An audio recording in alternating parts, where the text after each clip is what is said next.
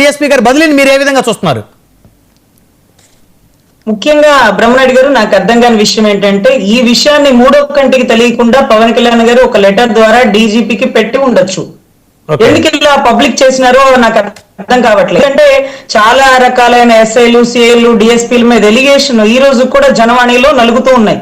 ఫలానా ఎస్ఐ గారు కేసు కట్టట్లేదు, మేము వెళ్తే పక్కన పడేస్తున్నారు, మమ్మల్ని ఇలా దుర్భాషలాడుతున్నారు, ఇలాగా చాలా కంప్లైంట్స్ జనవాణిలో ఉంటాయి. సో ఒకవేళ దాంట్లో ఎక్కువ రేజ్ అయింది ఒకవేళ భీమవరం డిఎస్పీ గారి మీద అయినప్పటికీ అలా అంటే మనం మాంసం తిన్నామని ఎముకలు మెళ్ళో వేసుకోవాల్సిన పని లేదు. అంటే ఒక డిఎస్పీ పేరు స్వతహాగా ఈ రాష్ట్రంలో ఎంతమంది డిఎస్పీలు ఉంటారు, వీళ్ళందరిలో ఒక డిఎస్పీ పేరు స్వతహాగా మెన్షన్ చేసి ఇతని మీద ఎలిగేషన్ చేయడం అనేది అది అసలు చాలా ఆశ్చర్యకరం.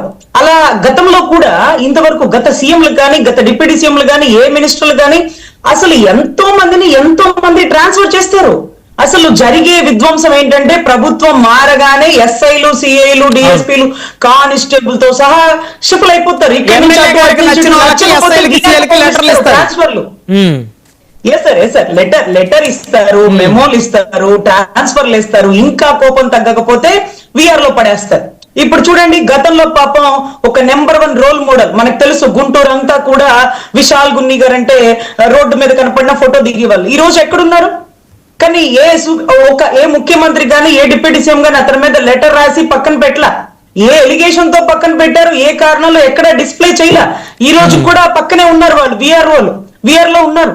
సో అదే మాదిరిగా మూడో కంటికి తెలియకుండా జరగాల్సిన విషయాన్ని అన్న పబ్లిక్ చేయడం ఏంటో, దాన్ని రఘురామకృష్ణరాజు గారు కౌంటర్ ఇవ్వడం ఏంటో, దానికి వెంటనే జరగకుండా అప్పుడు వాళ్ళు అవార్డు ఇవ్వడం ఏంటో, 2 months తర్వాత నిద్రపోయి లేచినట్టుగా ఇప్పుడు కూడా సస్పెండ్ కాదు, విఆర్ కాదు, ఓన్లీ ట్రాన్స్ఫర్, ఇక్కడ నుంచి ఇంకొక ప్లేస్ కి మారుస్తున్నారు. ఎందుకు ఇలా చేస్తున్నారు? అంటే విధి విధానం రాజ్యాంగబద్ధమైన పదవిలో ఉన్నప్పుడు ఎవరిని వీళ్ళు దొంగ అని మనం అనే అధికారం చాలా లిమిటెడ్ గా ఉంటుంది. అంటే ఎవరు కూడా అలాగా బయటికి ఎక్స్ప్రెస్ చేయరు. సో ఇక్కడ ఎక్స్ప్రెస్ చేయడం అనేది జరిగింది. సో ఇతను కరెక్ట్ కాదు, ఇతను లంచాలు తీసుకున్నాడు, ఇతను సివిల్ డిస్ప్యూట్ లో ఉన్నాడు, ఇతను పేకాట్లు ఎంకరేజ్ చేస్తున్నారు. కానీ గ్రౌండ్ రిపోర్ట్ ఏమో అతనేమో చాలా మంచోడు, అతను ఎక్కడెక్కడ పేకాట్లని ఆపింది అతని మీద చాలా మంచి పేరు ఉంది, అలాంటి వ్యక్తి మీద పవన్ కళ్యాణ్ గారు ఏంటి ఇలా అన్నారు అంటూ కొంతవరకు సలహాలు ఇస్తున్నారు. అరే మాకు తెలియదే, నిజంగానా? అవును, చాలా వరకు భీమవరంలో కంట్రోల్ చేసింది అతను చాలా సిన్సియర్ గా ఉంటారు, అతని మీద పబ్లిక్ గా అలిగేషన్ చేసినారు పవన్ కళ్యాణ్ గారు అంటూ చాలా మంది డిపార్ట్మెంటల్ వాళ్ళు ఇంకొకళ్ళు నన్ను అడిగినారు. నేను అన్నాను, ఒకవేళ అన్నకి ఒకవేళ చాలా ఎలిగేషన్స్ ఇతని మీద వచ్చుంటే అన్నిలా బయటపడాల్సిన పని లేదు కదా. ఒక్క మాట డీజీపీ లెటర్ కొట్టినా, ఫోన్ చేసినా, లేకపోతే హోమ్ మినిస్టర్ గారితో మాట్లాడినా ఇమీడియట్ గా అయిపోయే విషయాన్ని పబ్లిక్ ఎందుకు చేసినారో ఈ రోజుకి ఒక సందిగ్ధమైనటువంటి ప్రశ్న. మరి దాని ఆన్సర్ అయితే నాకు తెలియదు. ఇంకొకటి కదిరి ఇన్సిడెంట్ చెప్పినారు. సో కదిరి ఇన్సిడెంట్ లో అతని పేరు ఏంటండి, బాబు పేరు అజయ్. ఆ తర్వాత అమర్ అని అక్కడ ఎంపీటీసీతో మీరు మాట్లాడినది మేము విన్నాం సార్. సో ఇక్కడ ఎలా ఉందంటే సార్, అతనేమి వీప్ మీద ఏమైనా టాటూ వేసుకున్నాడా, గుండెల మీద వేసుకున్నాడా, చేతి మీద వేసుకున్నాడా అనేది మనం తెలుసుకోవాలి. ఎందుకంటే చేతి మీద టాటూ వేయించుకుని ఉంటే గౌరవ పోలి వారికి తెలిసి ఉండేది ఇతను పవన్ కళ్యాణ్ అభిమాని. ఇంకా సాహిబ్ గారు చెప్తున్నారు, పల్లెటూర్లలో గాని ఎక్కడ గాని ఏ కార్యకర్త ఆ పనే చేస్తుంటాడు, ఆ పార్టీకే చేస్తుంటాడు, మిగతా అది చెయ్యరు అని. అది నాయకులకండి, అది నాయకులకి, మీలాంటి వాళ్ళకు నాలాంటి వాళ్ళకు నాయకులకి, కార్యకర్తలకు అలా ఉండదండి. వాళ్ళు పల్లెటూరులో హిందువులైనా క్రిస్టియన్స్ పండుగ చేసుకుంటారు, క్రిస్టియన్స్ అయినా హిందూ పండుగ చేసుకుంటారు. అందరూ చంద్రబాబు గారి పుట్టినరోజుకి భోజనాలు పెడితే వచ్చేస్తారు, పవన్ కళ్యాణ్ గారి కేక్ కటింగ్ వచ్చేస్తారు. వైసీపీ, జనసేన, టీడీపీ గ్రౌండ్ లెవెల్లో పిల్లలకు ఉండదు సార్. అది 21, 22 లోపు పిల్లలకి ఎక్కడో ఒక మూలు ఉంటుంది, కానీ అందరికీ ఉండదు. ఏదో కేక్ కటింగ్ అంటే పోయినాడు, అతను జనసేన వైసీపీ అయినా తీసేయండి, ఈవెన్ ఎంతో వైసీపీ వాడైనా సరే అతను చేసిన తప్పుకి చట్టాలు కదా శిక్ష వేయాలి. మీరేమన్నా అంకుశం సినిమాలో రాజశేఖర్లు అనుకున్నారా? నటి రోడ్ల మీద రామిరెడ్డిని తీసుకెళ్ళడానికి చట్టాలు మీ చేతుల్లో తీసుకుంటారా? అది ఎంత తప్పు తెలుసా? మర్డర్ చేసేవాడు కూడా ముసుకెందుకు వేస్తారు? పిచ్చి పట్టి కాదు, చట్టాలు అలా ఉన్నాయి.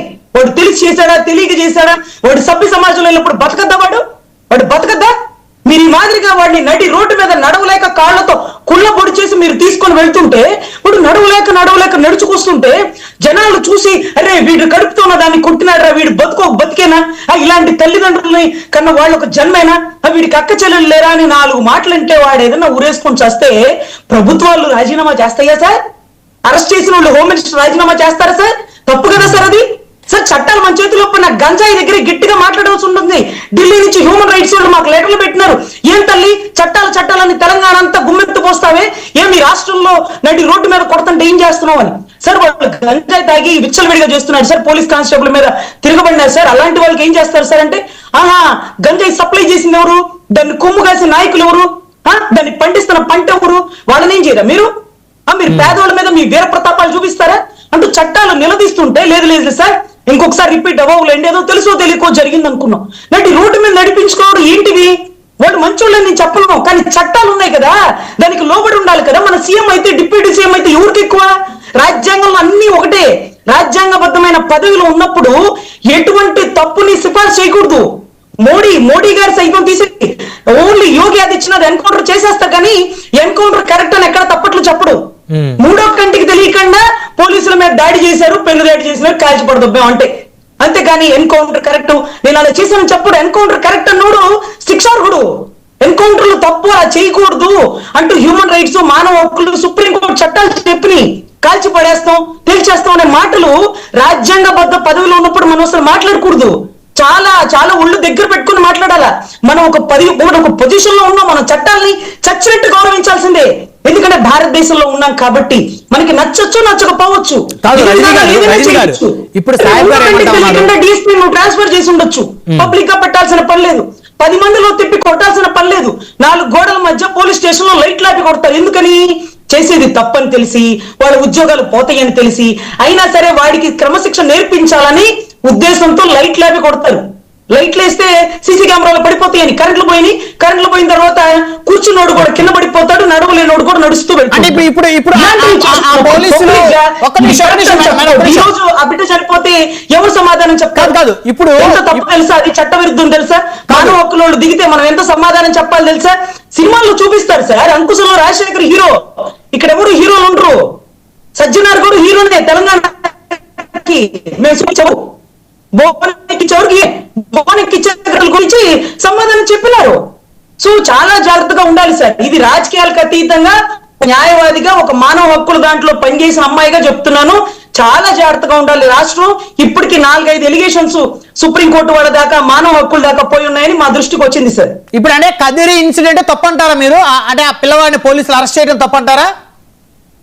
సార్ పిల్లవాడిని అరెస్ట్ చేయొచ్చు, పిల్లవాడి మీద కేసులు పెట్టొచ్చు, కొన్ని పెట్టకూడని కేసులు పెడితే కోర్టుకెళ్లి వెనక్కి తీపించొచ్చు. అతను వైసీపీ అయినా అరెస్ట్ చేయొచ్చు, జనసేన అయినా అరెస్ట్ చేయొచ్చు, టీడీపీ అయినా అరెస్ట్ చేయొచ్చు. కానీ నడి రోడ్డు మీద మన హీరోయిజం చూపించడానికి కోసం అలా నడిపించకూడదు. ముసుగులు వేసేది ఎందుకు? ముసుగులు చూపించి నడిపించడానికి మీకు ఎవరిచ్చినారు ఈ హక్కులు అని మేము అడుగుతున్నాం సార్.